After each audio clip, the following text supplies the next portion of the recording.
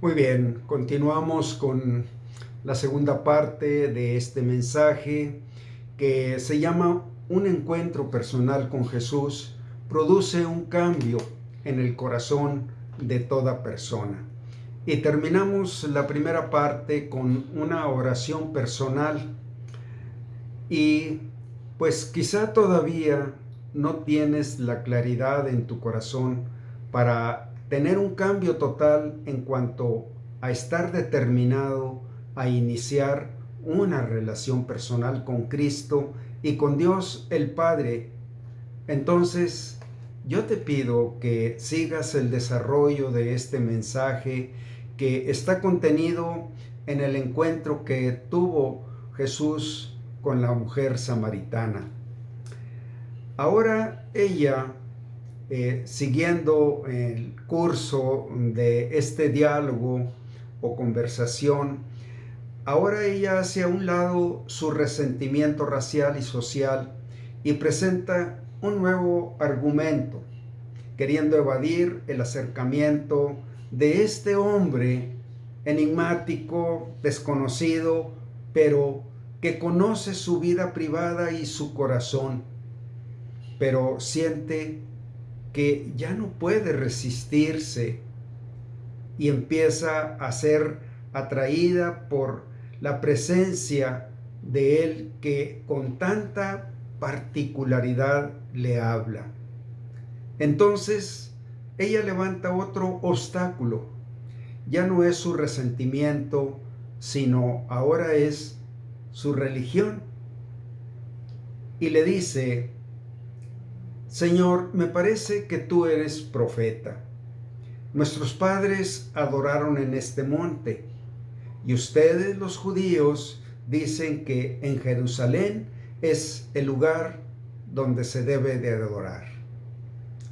Cuando la mujer hace esta observación, se nota que ya ha cedido en su corazón, dejando ver que acepta que Jesús le hable acerca de lo que él quiere mostrarle. Primeramente, ella quiere estar segura cuál es el lugar de adoración que se debe de practicar. Y le dice: nuestros padres adoraron en este monte. En el monte de Samaria había un templo que era una réplica del templo de Jerusalén, pero solamente el edificio en sí es el que era una réplica, porque el interior, lo que era el contenido espiritual de la presencia de Dios, pues realmente era totalmente diferente. Cuando ella dice: nuestros padres adoraron en este monte, y ustedes dicen que Jerusalén es el lugar donde se debe de adorar. Bueno, aquí surge una pregunta que nos interesa a todos. ¿Cuál fue la respuesta del Señor Jesucristo? Porque así en este pasaje se están manifestando dos templos y pues había una controversia. Los padres de la mujer samaritana decían que el templo que estaba en aquel monte en Samaria era el lugar, y los judíos decían que en Jerusalén. Pero ¿cuál es la respuesta que da el Señor Jesucristo? Y lo dice de una manera clara, como para que no haya ninguna confusión. Y bueno, en la respuesta que Jesús tiene para esta mujer, Él está diciendo que a partir de este momento en la conversación que está llevando con ella, Él le va a hablar de 4 cosas fundamentales que ella necesita cambiar si lo acepta y lo recibe en su corazón. Notemos cómo la situación se torna más privada. Esto es lo maravilloso de lo que Jesús busca con cada persona a la que se acerca. Es algo personal, algo privado entre tú y Dios. Hablarle de su privacidad. Nuestros padres adoraron en este monte y vosotros decís que en Jerusalén es el lugar donde se debe de adorar. Jesús le dijo: mujer, créeme que la hora viene cuando ni en este monte ni en Jerusalén adorarán al Padre. Es decir, ya no habrá templos. El momento que Dios tiene es un nuevo tiempo, un nuevo pacto. ¿Por qué un nuevo pacto? Porque Dios prometió que en el templo de Jerusalén era el lugar donde Él se manifestaría, se daría a conocer, desde ahí hablaría Él a su pueblo. Y solamente ese fue el lugar establecido por Dios. Cuando Salomón dedicó el templo construido a Dios, Dios le dijo que ahí en ese lugar se manifestaría y que en ese lugar vendrían a orar y adorar y a ofrecer sus ofrendas y sus sacrificios agradables, de tal manera que era el lugar que había establecido por Dios. Pero el mensaje o la nueva noticia es que ni en Jerusalén ni en ningún otro templo adorarían al Padre. Entonces, ¿dónde se debe de adorar? Y aquí tenemos esta declaración que Jesús hizo a los mismos judíos. Ya no era el tiempo de adorar en aquel templo. Y les dice en el Evangelio de Juan, hablando a los judíos y a sus discípulos, en Juan 2, 19 al 22 está escrito así: respondió Jesús y les dijo: destruid este templo y en 3 días lo levantaré. Dijeron luego los judíos: en 46 años fue edificado este templo, y tú en 3 días lo levantarás. Mas él hablaba del templo de su cuerpo. Por tanto, cuando resucitó de entre los muertos, sus discípulos se acordaron que había dicho esto y creyeron la escritura y la palabra que Jesús había dicho. ¿Por qué en 3 días? Porque el Señor Jesús resucitó como había prometido. Después de morir, pasarían 3 días y 3 noches, y a partir de ese momento Él resucitaría. Bueno, Él está usando la señal que les había dado a sus discípulos y a los judíos como señal, ¿verdad? Les había dicho que así como el profeta Jonás estuvo en el vientre del gran pez 3 días y 3 noches, así estaría el Hijo de Dios en el seno de la tierra 3 días y 3 noches. Por eso Él dijo: en 3 días levantaré un nuevo templo. Y después de que Él resucitó, sus discípulos se acordaron que había dicho esto. Entonces, ahora el mensaje es que donde está Jesús, ahí está el lugar donde se debe de adorar. Bueno, Él corporalmente está a la diestra del Padre, pero en el Espíritu Santo Él vive en el corazón de todo aquel que le ha recibido. Entonces, ¿dónde es donde se debe adorar? Donde esté Jesús. Nuestra adoración debe ir hasta la diestra del Padre. ¿Y desde dónde debe nacer? Desde mi corazón. Porque Jesús vive en mi corazón. Y desde ahí le entrego mi adoración, mi alabanza, mi gratitud, mi exaltación.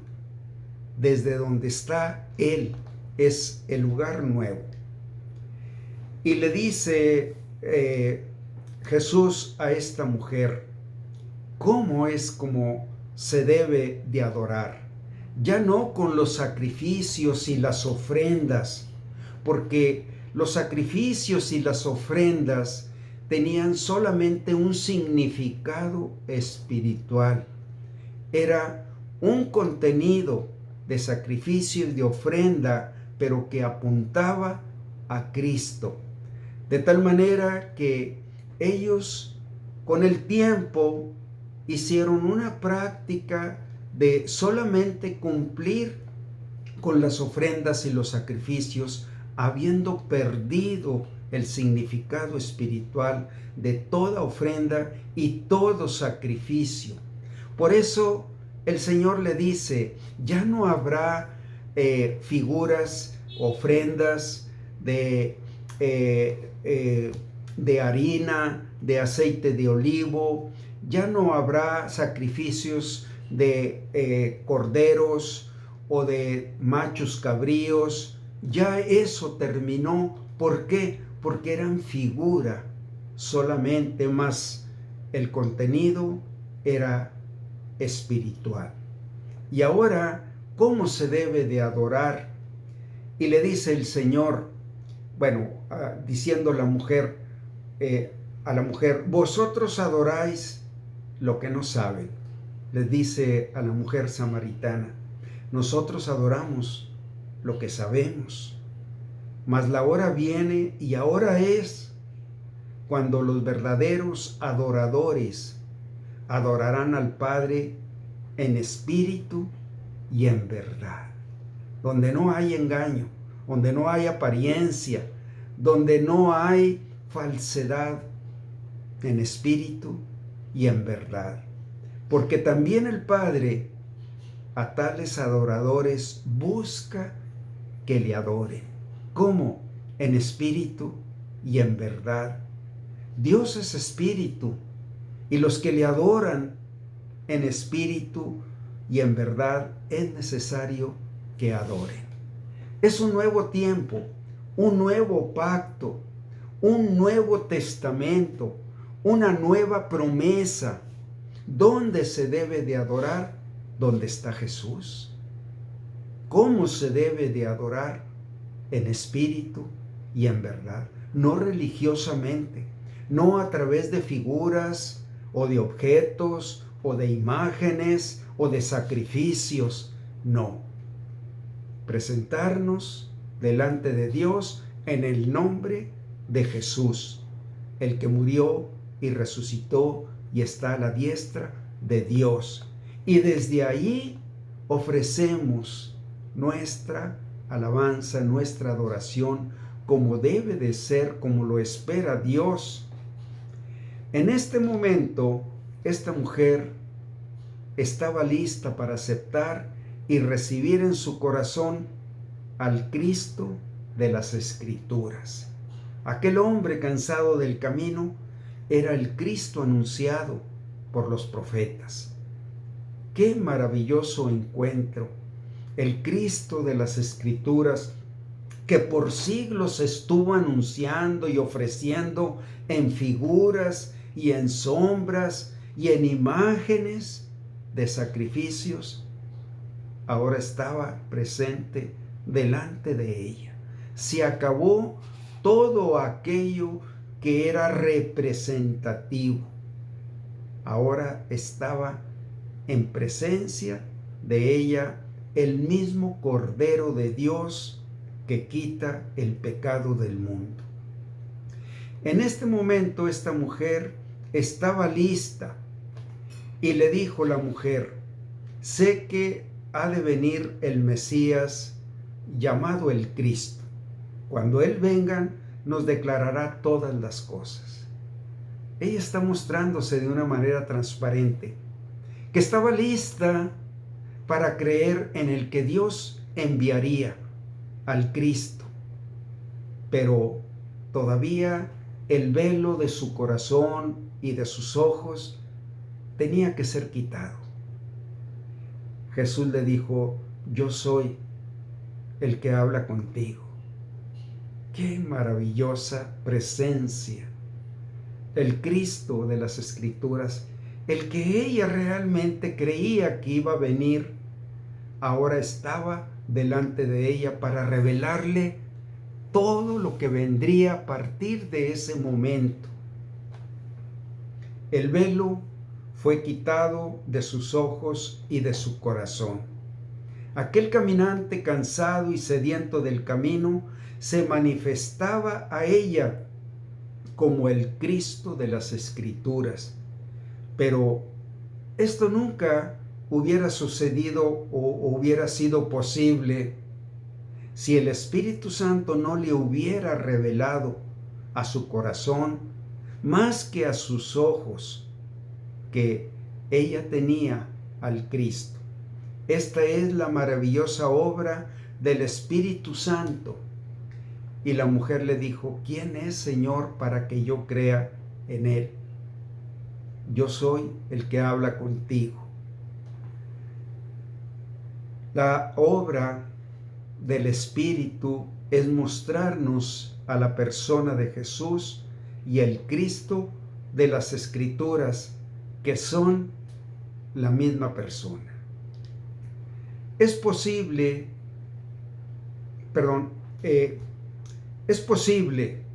que tus ojos y tu corazón tengan un velo que no te deja ver cada vez que Jesús se ha acercado a ti, tocando la puerta de tu corazón. No puedes ver ni a la persona de Jesús ni al Cristo de las Escrituras. Tú solo ves una religión, o ves tus obstáculos, o tus barreras, o tus prejuicios, pero no puedes ver al Cristo prometido y al Cristo que vino en persona. Es necesario que oigas y creas el testimonio que la Biblia habla del Hijo de Dios como Redentor y Salvador. A Él es el que nos presenta el Espíritu Santo. Porque la salvación viene de los judíos. Es decir, de aquella corriente que Dios levantó a través de Abraham. Una corriente de hombres y mujeres piadosas, hasta llegar el día en que Él eligió, por gracia, un corazón de entre los judíos, por medio del cual Él iba a entrar en este mundo en su humanidad, el Cristo anunciado.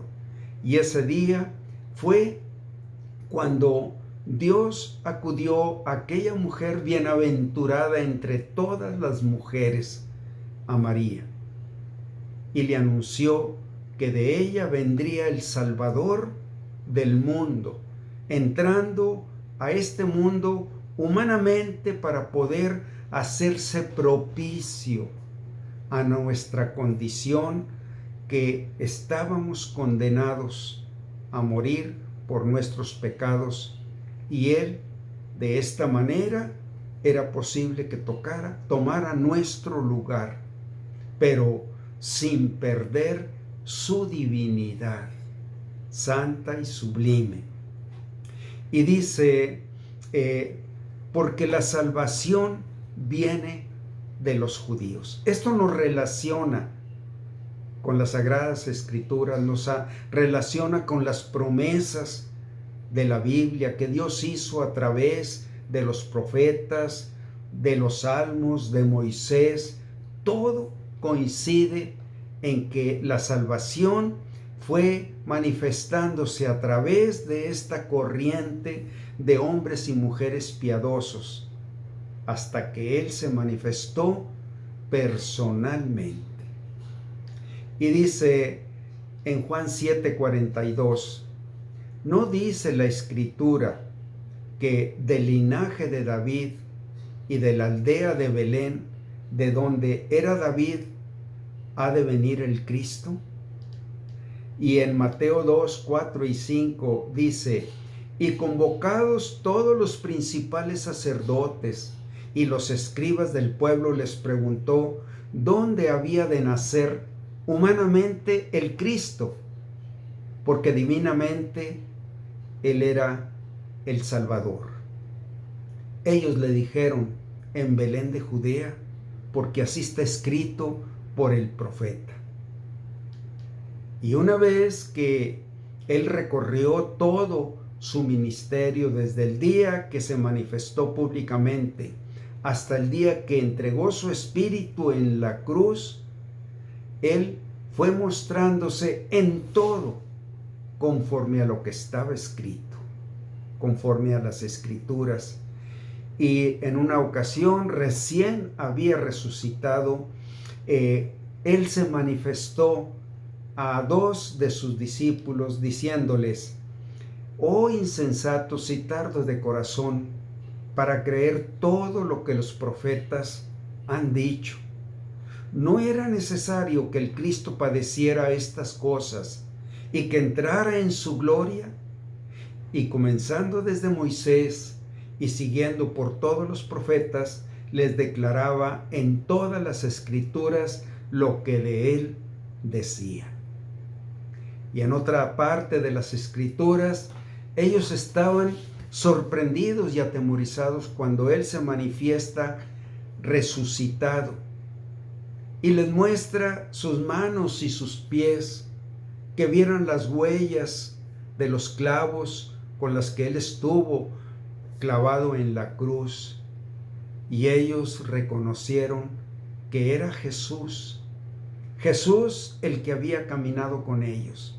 Pero así estaba escrito, que el Cristo había de padecer y resucitar al tercer día.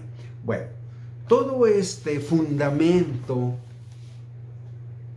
tiene que ver contigo. El Jesús que se anuncia y se predica, Él es el Jesús que fue enviado por Dios para que todo aquel que ve al Hijo y cree en Él tenga vida eterna. Y ahora, aquí hay una serie de preguntas que tú debes cuestionarte para darte cuenta que si tú tienes la fe en Jesús, estas preguntas se derrumbarán en su cuestionamiento. Y dice, o decirte a ti mismo, ¿cuál es la línea de donde viene mi salvación? ¿Quién es la persona que es para mí la roca? ¿Cuál es el cimiento donde se debe sustentar mi fe y mi esperanza para ir al cielo? ¿Cómo es la manera en que yo debo de adorar? ¿Dónde es el lugar de mi adoración? Mira, si tú has puesto tus ojos en Jesús, cada una de estas preguntas solo tiene una respuesta: es Jesús. Porque la salvación viene de los judíos. Y yo quiero invitarte una vez más, si oír esta parte de este mensaje es necesario para que tú pases por encima de tu mismo fundamento, de tu misma creencia, de tu misma fe, para hacer un cambio en tu corazón y arrepentirte de haber cerrado tu corazón, pero ahora querer abrirlo para depositar tu fe específicamente sobre Jesús. Yo te invito de nuevo a que hagas esta oración. Vamos a orar. Oh Dios, verdaderamente, yo confieso que necesito hacer un cambio. Necesito pasar por encima de todas mis barreras, de mis razonamientos, de mi religión. Necesito pasar por encima de toda objeción que yo he tenido. no tengo ningún argumento suficientemente que pueda soportar el peso de la roca. Creo que la roca de mi fe debe ser Jesús. Y en este momento, solo por la fe, quiero que tú seas mi roca de salvación, Señor Jesucristo. Tú eres la persona que Dios envió y tu voluntad es esta, que todo aquel que vea al Hijo y cree en Él tenga vida eterna. Señor, yo quiero recibirte completamente por la fe en que tú eres el Cristo de las Escrituras, el hombre de nuestra salvación, Jesucristo. Creo en ti, te entrego mi vida, quiero empezar a edificar sobre este nuevo fundamento o cimiento conforme a las Escrituras.